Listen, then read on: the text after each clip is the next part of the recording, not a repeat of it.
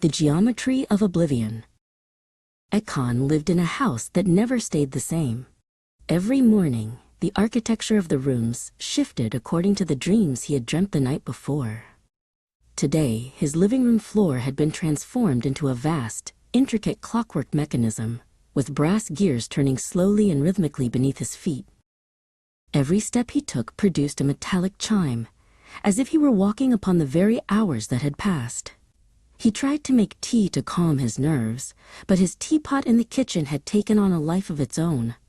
It breathed rhythmically, emitting steam that smelled of forgotten promises and old books. Suddenly, a sharp, persistent knock echoed at the front door. When Ekon opened it, he found Ione standing before him.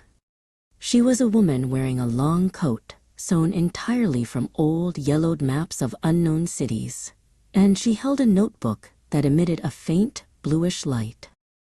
"Your house is bleeding memories, Ekon," Ione said in a voice that sounded like a whisper of wind. She looked at the walls, which began to flicker like an old cinema film. "I am the architect of the unconscious, and I have come to fix the geometry of your sorrow before the ceiling collapses."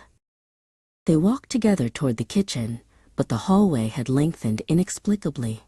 The door did not lead them to appliances, but to a vast forest of giant lavender plants.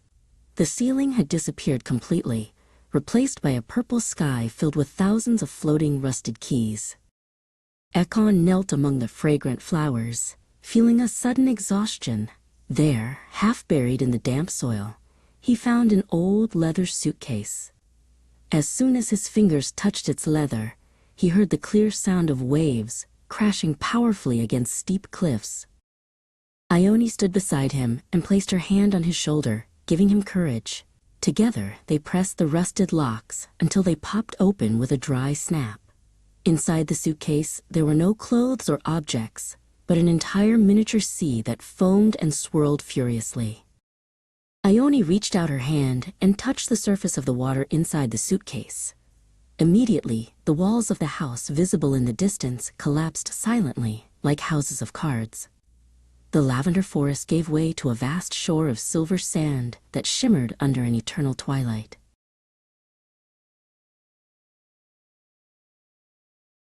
The two of them sat on the sand, watching Ekon's furniture, the sofa, the dining table, the bookshelves float slowly on the water and vanish into the horizon.